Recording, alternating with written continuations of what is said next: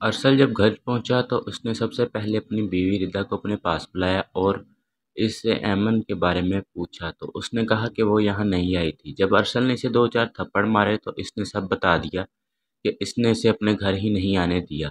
ارسل نے اسے جانوروں کی طرح پیٹا لیکن اب کیا فائدہ تھا، وہ معصوم لڑکی تو اس دنیا سے جا چکی تھی، وہ بھی بدکار کا نام پا کر۔ پھر 5 سال کا طویل عرصہ گزر گیا۔ اس عرصے میں میری چھوٹی بہن سباریہ کا رشتہ آیا جو کہ ہر لحاظ سے بہترین تھا۔ امی نے جھٹ سے ہاں کر دی اور پھر روز شادی کی شاپنگ ہونے لگی۔ صوبی کا سارا جہیز اکٹھا ہو چکا تھا۔ میں بھی بہت خوش تھا اور ہوتا بھی کیوں نہ، آخر میری بہن کی شادی تھی۔ اور جہاں تک ایمن کا قصہ تھا، اس سے تو میں بالکل بھی شرمندہ نہیں تھا کیونکہ میں نے تو اس جیسی کئی معصوم لڑکیوں کو اجاڑا تھا اور مجھے کوئی پچھتاوا بھی نہیں تھا۔ کبھی بھی میں سوچتا تھا کہ لوگ کہتے ہیں جو دوسروں کے ساتھ کرتا ہے ایسا اس کے ساتھ بھی وہی ہوتا ہے، لیکن میرے ساتھ ایسا کچھ نہیں ہوا تھا۔ اب تو میری بہن کی شادی بھی ہو رہی تھی، یہ سوچ کر ہی پرسکون تھا، لیکن کہتے ہیں نا کہ اللہ کے آگے دیر ہے اندھیر نہیں۔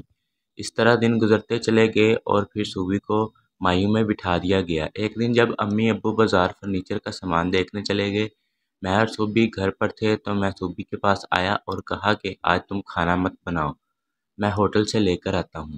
میں مسکراتا ہوا باہر نکل گیا۔ ہوٹل ہمارے گھر سے تھوڑی سی دوری پر تھا مگر رش بہت تھا، اس لیے کھانا لیتے ہوئے مجھے کچھ دیر ہو گئی۔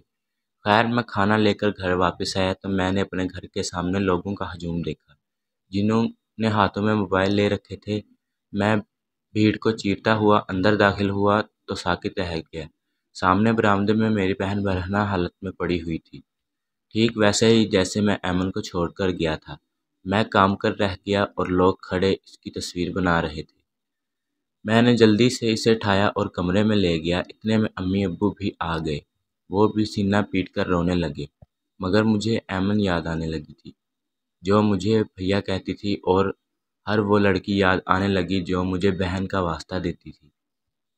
آج مجھے پتہ چلا کہ جب اپنی بہن کے ساتھ ایسا ہوتا ہے تو کیسا لگتا ہے۔ میں نے پوچھا کہ کس نے کیا ہے یہ سب، تو ایک آدمی نے کہا ساتھ والی گلی کے سہیل نے۔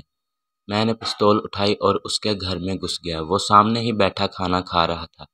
میں نے ساری گولیاں اس کے سینے میں اتار دی۔ محلے میں بھونچال آ گیا۔ اسی وقت پولیس آ گئی اور مجھے پکڑ کر لے گئی۔ اس کے بعد مجھے عدالت لے جایا گیا جس میں نے اپنے سارے اگلے پچھلے گناہ قبول کیے کہ ایمن سے میں نے ہی زبردستی کی تھی۔ امی ابو سینہ تھام کر رہ گئے اور ارسل اور اکمل کی بیویاں شرمندہ سی نظریں چرا گئیں۔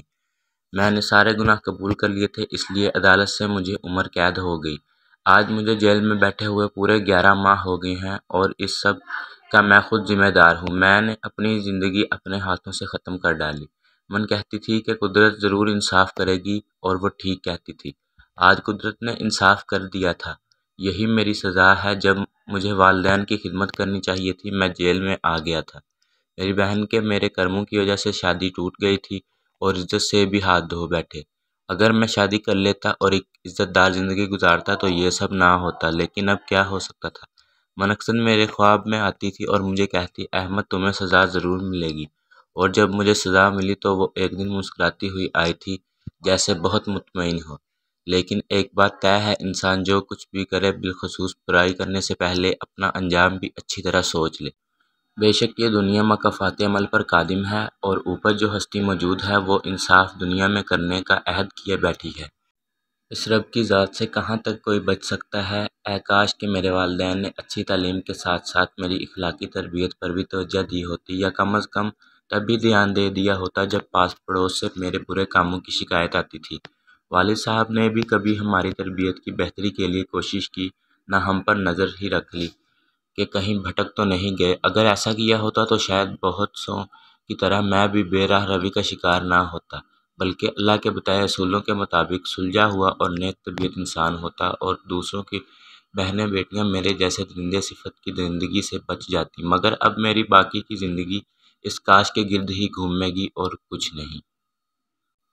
دوستو اگر آپ کو یہ ویڈیو پسند آئی ہو تو اس چینل کو سبسکرائب کر دیں تاکہ آنے والی ہماری ہر ویڈیو آپ تک پہلے پہنچ جائے۔